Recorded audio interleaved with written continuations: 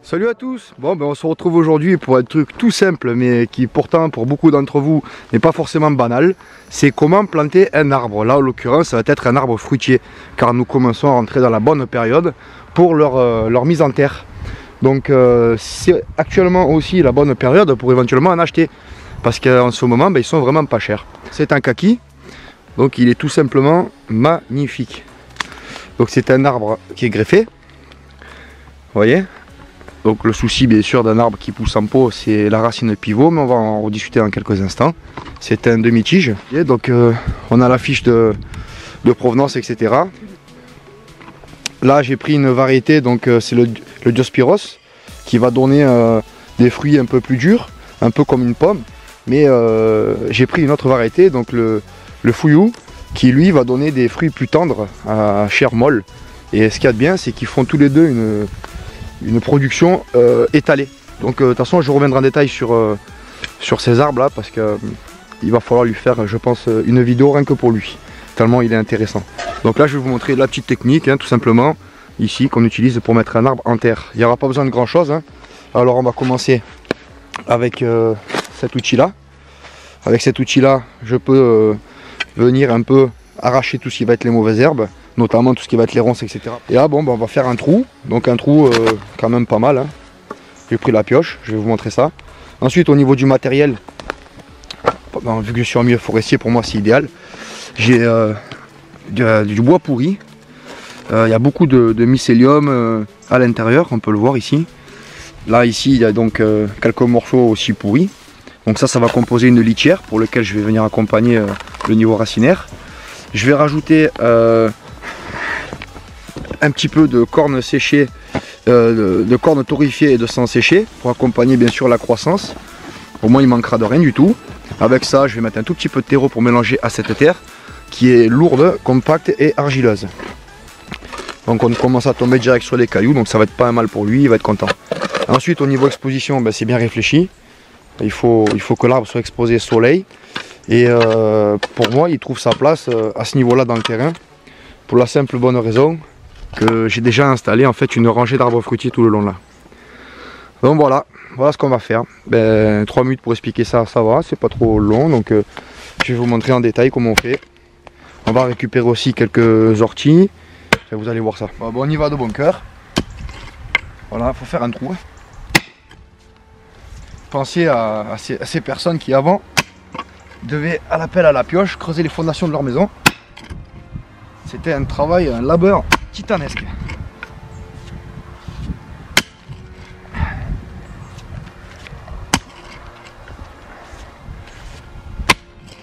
Donc si on remonte 100 ans en arrière ici, il y avait un domaine viticole qui faisait de l'alcool de contrebande pendant la guerre. Et ensuite, le patriarche étant disparu au combat, il y a eu une reprise de la ferme. Et ils ont fait donc du maraîchage. Donc c'était un sol qui n'a pas été travaillé depuis les années 30. Et il se restructure. Donc il a été pas mal rincé à cause de la viticulture. C'est pour ça que les personnes qui sont venues après ont eu beaucoup de difficultés à faire du maraîchage. D'ailleurs on a retrouvé des lettres de l'époque où il l'expliquait. Et le domaine a été entièrement abandonné dans les années 50. Donc on arrive à changer doucement la nature du sol. Mais il y a encore énormément de cailloux, c'est très dur. Et étant abandonné, il y a une forêt qui a pris la place, qu'on voit tout autour là. Voilà, c'est le biotope dans lequel on est maintenant. Pour moi, les sols lourds et argileux sont les meilleurs sols possibles au monde. Car c'est à partir de ceci qu'on peut transformer pour emmener n'importe quel type de sol. S'il n'y a pas d'argile, il n'y a pas d'argile, ça va être très difficile. Mais si au départ on a de l'argile, on fait ce qu'on veut. C'est les sols les plus généreux. On va faire un joli trou.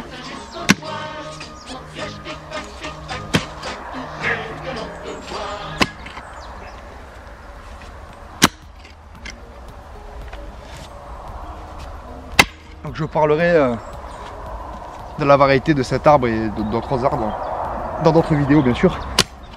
Là aujourd'hui c'est plus pour vous montrer comment on va faire.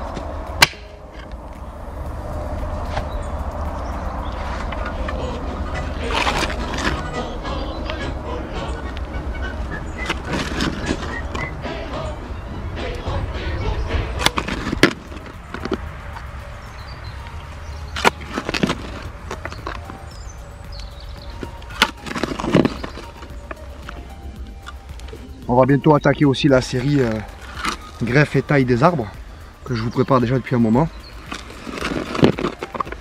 Dans la mesure où je voulais qu'on ait déjà les premiers résultats des greffes et des tailles pour pouvoir en parler.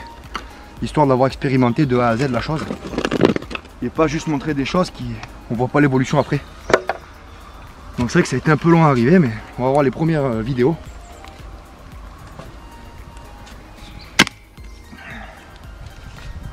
Et on verra les résultats des travaux réalisés sur les arbres.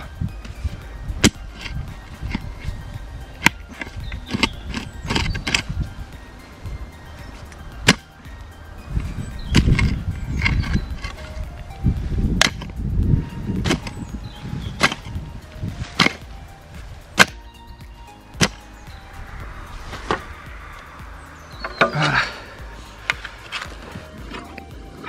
Et ouais, le but étant de voir une évolution, que ce soit le potager ou les mares, les arbres fruitiers.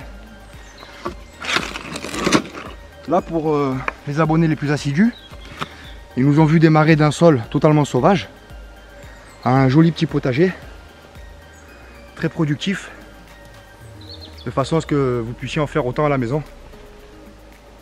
Et encore, ces zones ont été dégagées parce qu'il y avait des arbres de partout, des ronces, du chien-dent, des épines. Et dès qu'on y met un potager en place, de nouvelles variétés commencent à pousser, qui n'étaient pas là avant, chassant les anciennes pour s'adapter. La nature est généreuse et la vie gagne toujours.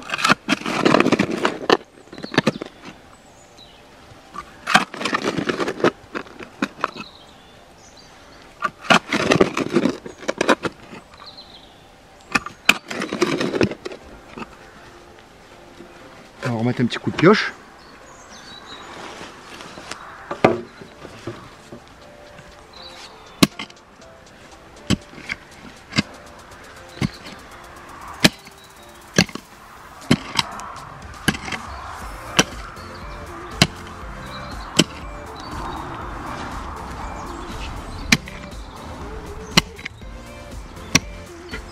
Comme vous pouvez le voir, j'adore travailler en pyjama. Tenue de travail, tenue de combat. Hop.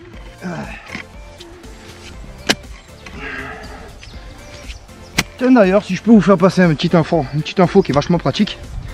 Vous voyez les chaussures que j'ai là? J'ai toujours les mêmes paires depuis le début. C'est parce que j'en ai 4 ou 5. C'est des chaussures qui sont ultra costauds, qui sont quasiment indestructibles. Hein. Franchement, je vous le dis avec tout ce que je fais avec. Ça coûte 10 balles, combien? 10-12 euros, vous voyez?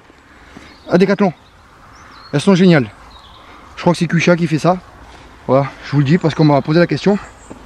J'ai mis 1 an et demi à tuer la première paire. Et j'ai fait les travaux, j'ai fait tout avec. J'ai voulu en sol forestier. Et je trouve qu'elles sont absolument géniales. Voilà. Pour ceux qui ont des petits budgets, une très bonne paire de chaussures. Pour pas cher. Non pas que je sois financé par Decathlon pour vous faire de la pub. Hein. Et quand c'est bien, il faut le dire.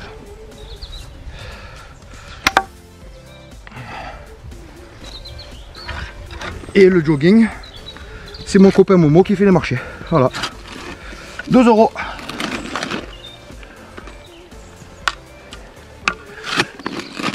Plus c'est du coton.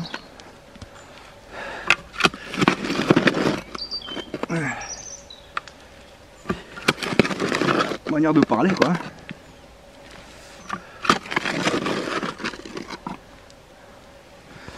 L'hiver arrive, d'ailleurs on voit une espèce de brume là, c'est magnifique à regarder. C'est un spectacle qu'on a en Centre-France, ça arrive d'un coup, ça nous tombe dessus comme en pleine mer. Voilà, on entend juste les oiseaux, le calme. Ah, c'est pas du travail, c'est du plaisir. Bon, au départ, il a fallu choisir tout ça. Parce que petit citadin qu'on était, ben, on était dans le confort de la Grande Babylone. Un travail rémunérateur, un loyer à payer tous les mois, les courses au magasin du coin. Tout était réglé, tout était calé. Il n'y avait pas besoin de se poser de questions. Et là maintenant, ben, retour aux sources. Il faut le vouloir.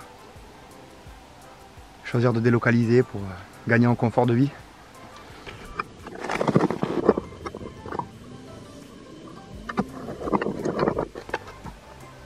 Il faut lui faire un beau petit trou, qu'il soit confortable.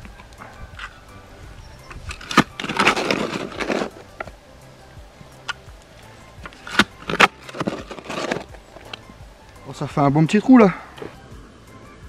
Il doit y avoir 50 par... On doit être à 50 par 40, par 45 de profondeur. Et ben on va commencer à faire la mise en terre. Donc on va commencer par la litière du copain. Donc bois pourri.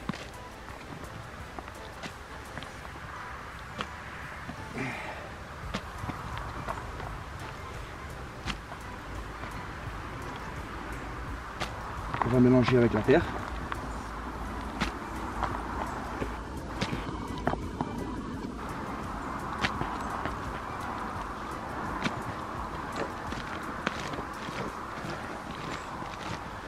Voilà, il y en a assez pour les 2 arbres. Parce que je vais en planter 2 aujourd'hui. Tiens, tu vas voir.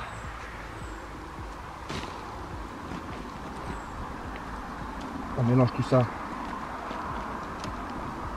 avec le fond.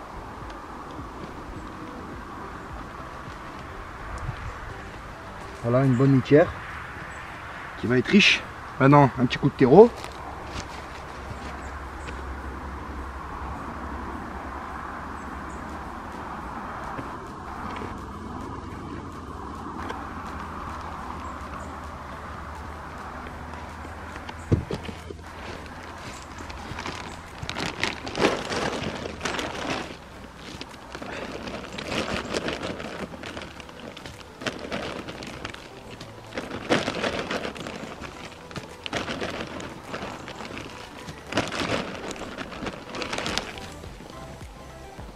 Voilà, bien mélangé. Bonne litière pour le pépère. On enlève les gros morceaux. On les met à côté. On va lui mettre un chouïa de sang séché de corne broyée. Pour qu'il ait un maximum d'apport en azote.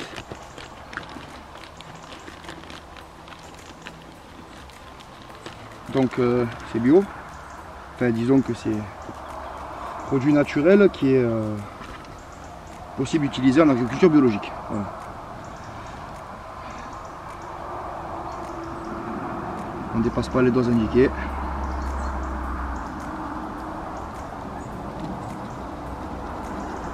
Voilà. On va mélanger.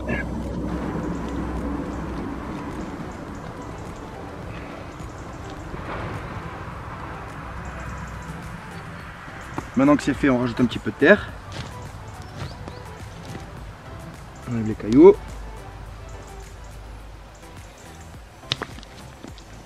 On mélange un coup.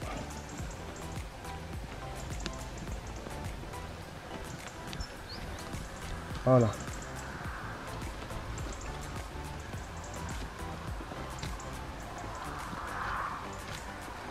On va prendre l'arbre.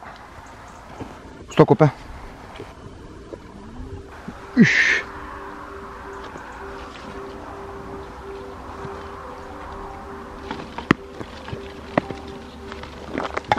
Là. Alors, très important, vous voyez, par habitude, le point de greffe, toujours à l'air libre, jamais dans la terre. Pourquoi? Parce que sinon on va repartir, c'est lui qui va faire ses propres racines et on aura perdu justement le porte-greffe qui lui est là pour donner de la solidité à l'arbre et ajouter un peu plus de résilience, qui sont un peu plus costauds. Là on va regarder ce qui se passe un peu.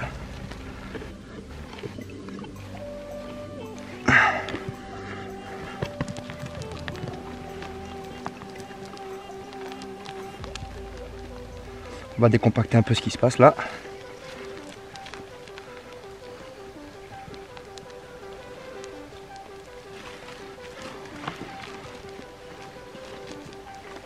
Voilà. On va lui permettre de faire des belles racines.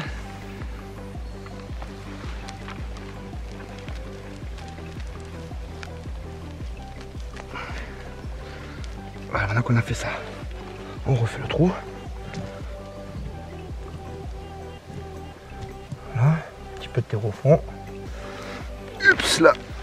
Voilà. Vous voyez, il est prédisposé déjà à venir grappiller de partout. Alors quand c'est un arbre à racines nues, on va le tremper dans de... Vous voyez, je prends de la terre, je la mets dans de l'eau et je fais une barbotine plutôt épaisse et je le mets dedans. Ça va venir mettre un petit dépôt de partout sur les racines. Ça va les protéger, ça va permettre qu'ils puissent hydrater tout de suite. Donc là on voit bien que, je sais pas si on arrive à voir, on voit le cube. Vous voyez? Donc ça c'est un arbre qui a grandi en pot en fait. On voit le premier pot, il y a eu 3 successions de pots. 1, puis 2 et le troisième. Voilà, donc ça va être un arbre de 3-4 ans. Approximativement.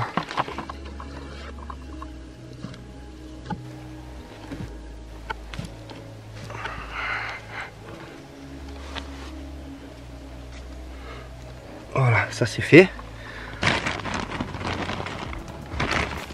On remet un petit coup de terreau.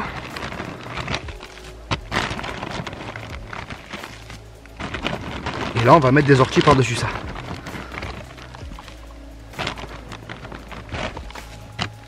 Là c'est vraiment les conditions idéales.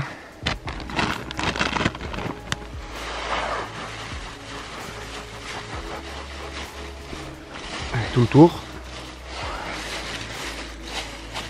On va rajouter un petit peu. Petite poignée ou deux, vas-y.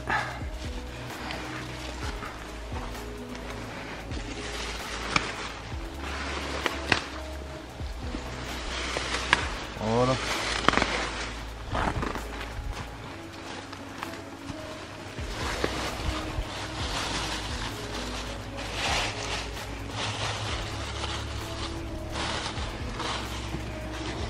Maintenant, on va prendre les plus gros morceaux de bois. Bois pourri.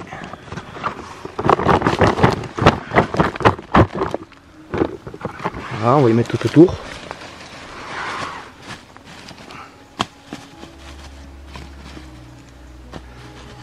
On va venir boucher pour éviter les poches d'air. Ça fera une petite réserve d'eau. Ça va se décomposer lentement. Ça va se faire manger par les vers de terre. Voilà, donc on a fait ça. Légèrement.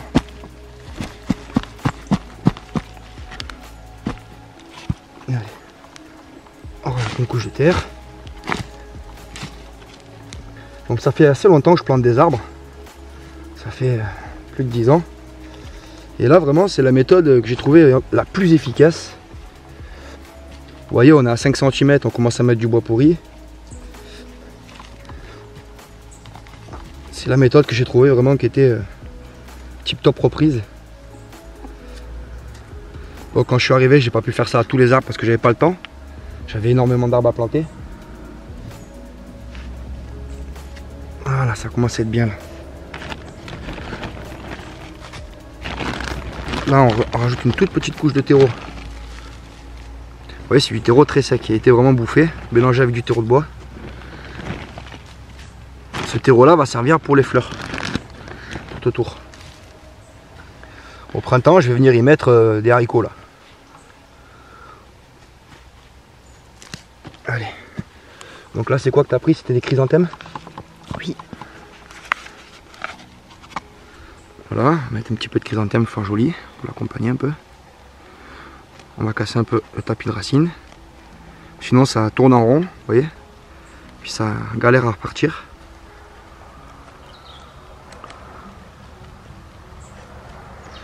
Voilà.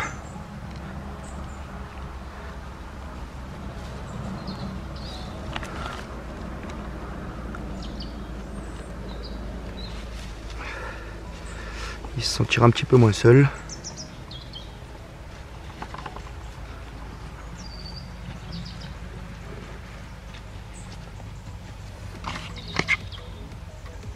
Il n'y a plus qu'à reboucher. Alors ce que j'aime bien faire moi arrivé l'été, c'est empirer tout autour, mettre des pierres en fait. Et l'humidité en fait elle reste au sol, dans les racines, et ça permet aussi qu'il y ait une meilleure température arrivé au printemps. Et on fait attention bien sûr de ne pas casser la fleur qu'il peut y avoir autour avec. Allez, je vais reboucher ça. Et on se retrouve dans quelques instants pour voir le résultat final. Donc voilà, la dernière étape consiste à faire une petite cuvette qui va être bien plus facile pour arroser, ça va éviter que l'eau s'en aille. Et la petite fleur en fait, elle va me permettre d'arriver au printemps quand toutes les herbes vont repousser. Elle sera là avant, elle va commencer à coloniser, et puis je vais voir aussi que j'ai besoin d'arroser, malgré que l'herbe monte. Voilà, parce que bon, j'ai pas tendance à couper l'herbe. Voilà, pour moi, tout est en place, il ne reste plus maintenant qu'à arroser, et je pense que cet arbre a toutes les chances de pouvoir démarrer dans les bonnes conditions. Concernant donc le fameux apport là, de cornes broyées et de sang séché, j'ai dû payer le gros pot, là, ça fait un pot de 3 kg. J'ai dû acheter ça il y a 2 ans ou 3 ans, et j'en mets à chaque fois un tout petit godet autour de l'arbre, donc ça dure assez longtemps. Et c'est vrai que j'ai pu voir la différence avec des arbres qui l'ont reçu et d'autres qui ne l'ont pas reçu, c'est pour ça que maintenant je l'utilise. Et je trouve que c'est vraiment pas mal. Et pareil pour l'ortie, hein, je mets ça et puis c'est quasiment en surface. Donc ça va permettre d'accélérer la décomposition après du bois pourri, etc. Ça va faire pas mal de vie tout autour. Et voilà la condition idéale et optimum pour pouvoir installer un arbre. Bien sûr, là, il n'y avait pas la racine pivot. S'il y avait eu cette racine pivot, je vous aurais sollicité pour l'installer dans le sens inverse du vent dominant, pour que l'arbre ait un maximum de résistance face au vent. Donc voilà, on voit bien que le point de greffe est à l'extérieur. Tous les paramètres sont OK. La terre est fine, il n'y a plus qu'à arroser.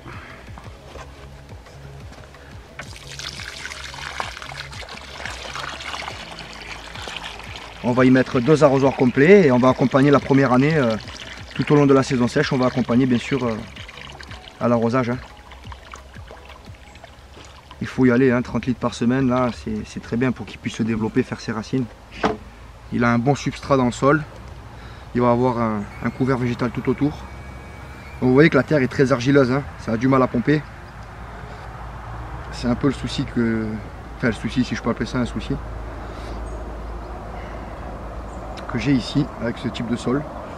En même temps il retient très bien l'eau.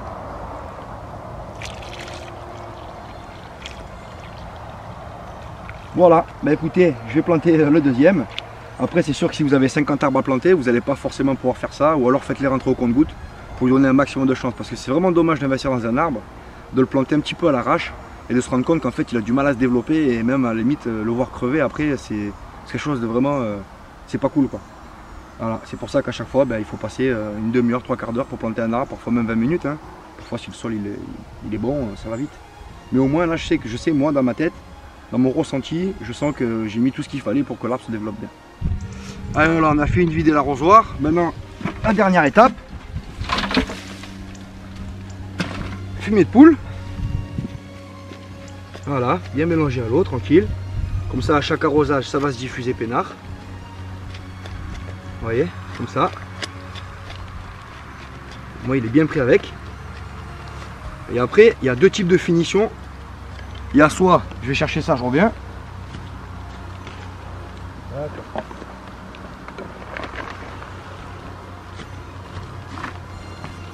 Il faut apporter un paillage. Alors soit vous avez du broyat, c'est quelque chose qui va pas être super top esthétique, soit vous avez la possibilité d'acheter des petites plaquettes.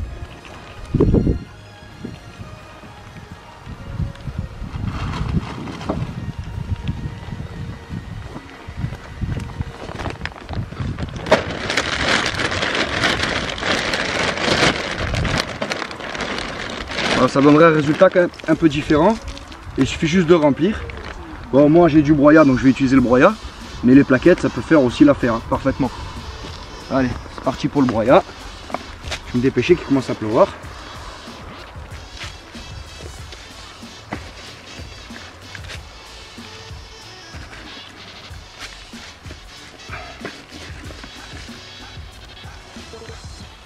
Voilà, ça gardera le pied à l'humidité. Là, j'ai plus besoin de l'arroser pendant tout l'hiver. Donc tout ça, ça va être décomposé, arrivé à la saison sèche. Et je n'aurai plus qu'à arroser. Et comme ça, je vais pouvoir diffuser les nutriments jusqu'aux racines. Il a sa petite réserve de bois pourri qui va faire que il va pouvoir aller chercher de l'eau. Au fond, il a une réserve de terreau mou avec du terreau de bois, donc il va pouvoir plonger. Donc en fait, il va rapidement développer et occuper toute la cavité dans laquelle on l'a planté. Parfois, il est nécessaire de mettre un tuteur. Là, en l'occurrence, non, parce qu'il est bien protégé. Et je pense avoir mis toutes les conditions maximum pour lui, de façon à ce qu'il puisse pousser dans les bonnes conditions. On reviendra peut-être un peu plus tard sur éventuellement un taillage, bien que ce type d'arbre n'ait pas forcément besoin de taillage les premières années. Voilà, bon ben je vais continuer le second là-bas. Et je vais me dépêcher parce qu'il commence à pleuvoir.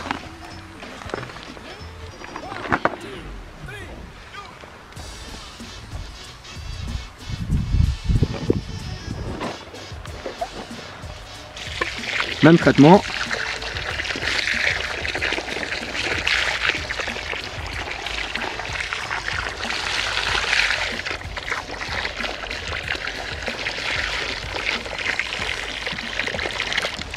Voilà le premier arrosoir, le deuxième. Donc ça fait 11 litres par arrosoir, donc ça fait 22 litres.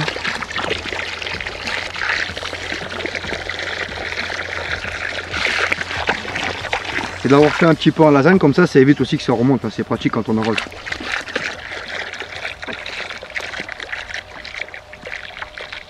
Voilà, on va laisser la terre boire, puis je vais apporter le fumier et le paillage final.